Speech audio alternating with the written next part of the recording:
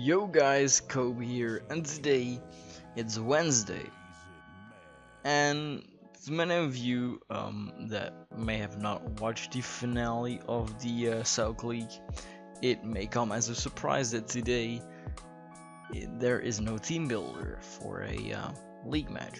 Why? Because, like I said, the finale is already played.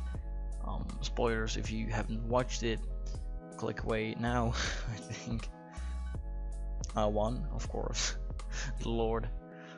Just it was good finale, and that's basically why I wanted to do this little recap, just because of the fact that to really close up the season, like as a whole, and aim towards a future draft perhaps.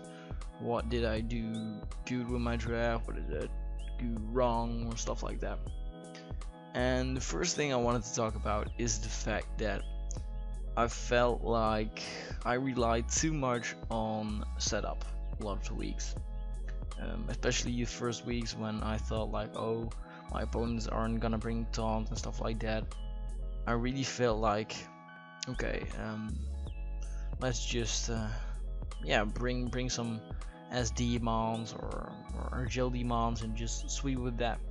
And in the finale I realized that, okay, might have been a little bit predictable, and that's why I had to change up my playstyle a little bit. And in theory that isn't a bad thing, just realizing that you need to play it a little bit differently. But if you play it like that for like pretty much the first time, that's not a good idea. So I think in future drafts, maybe checking other things out except like setup for my team might be a little bit cooler. Another thing that I need to watch out for in a later draft is that a bulky wall, like a bulky water type, like Mega Gyarados, without reliable recovery, without like stalling options, pretty much, it doesn't really count as a bulky water anymore, just because of the fact that it's always aimed more offensively. And I don't know, I think that Mega Gyarados was a sweet mon to have, but I think I'm gonna draft it in the future draft. It relied, like I said, a little bit too much on setup, so it's kinda meh. Another thing that I wanted to talk about is the fact that I felt like I didn't use a couple of mons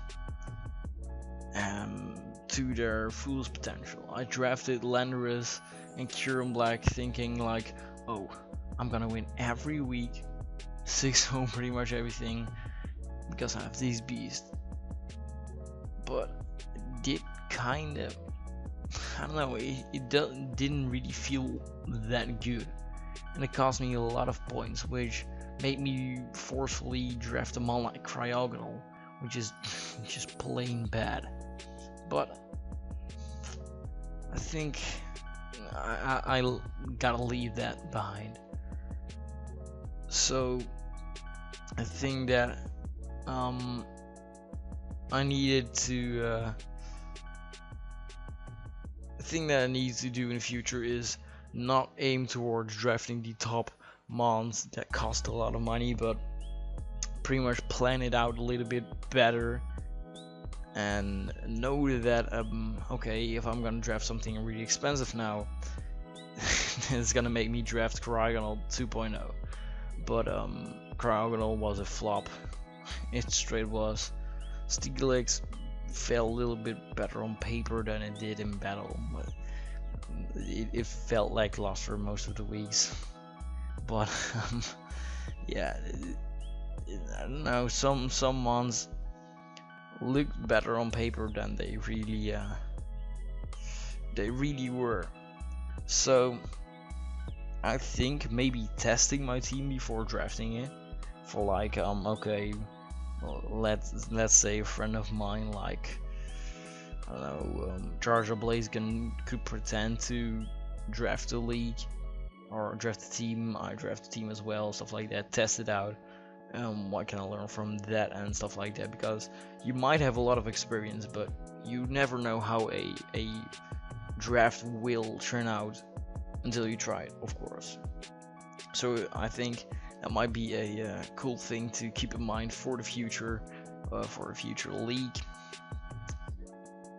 Another thing that I realize is that I love berries.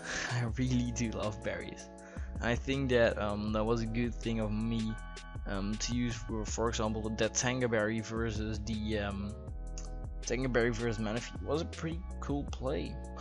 I gotta be honest, Tangaberry Manaphy or Signal Beam Manaphy did come out in the finale. Crit did matter, of course, but I mean, I didn't mind it that much. The crit was a crit. Couldn't have done anything about it, but I don't know. But I don't know. I think I utilize berries to my full potential.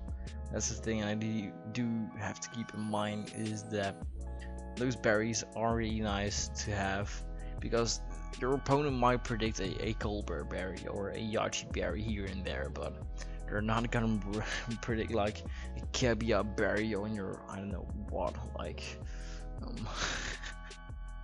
I don't even have an example on your Mega Zeptal that can even hold a berry, but you know what I'm saying. But yeah, so those are a couple of things that I wanna keep in mind for my next league.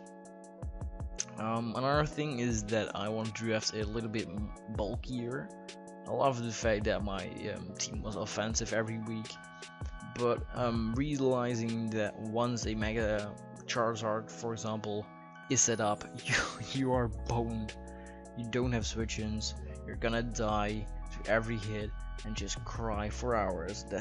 That's not a good thought. So relying on scarves and such like that, I don't really want to pin down on that. Don't want to be. So I think my next draft is gonna be a little bit more bulky.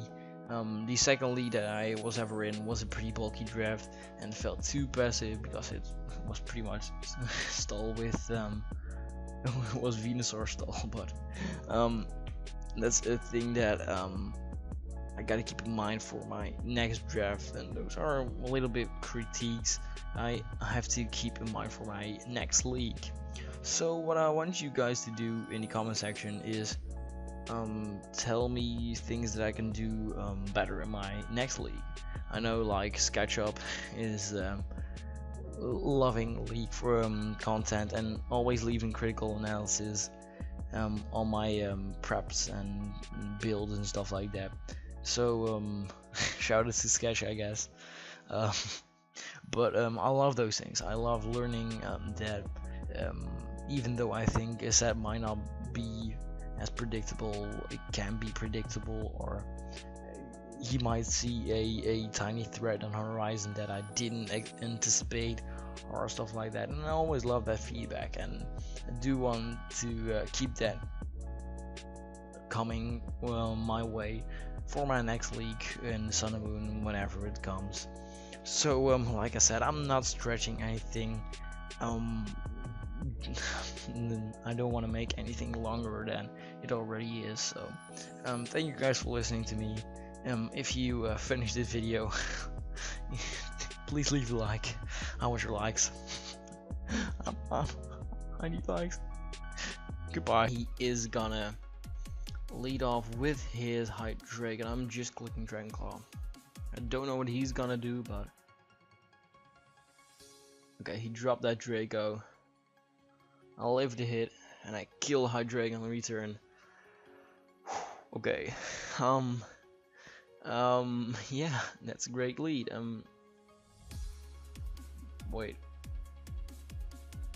Wait, why did you do this? Hello? Why not go Entei?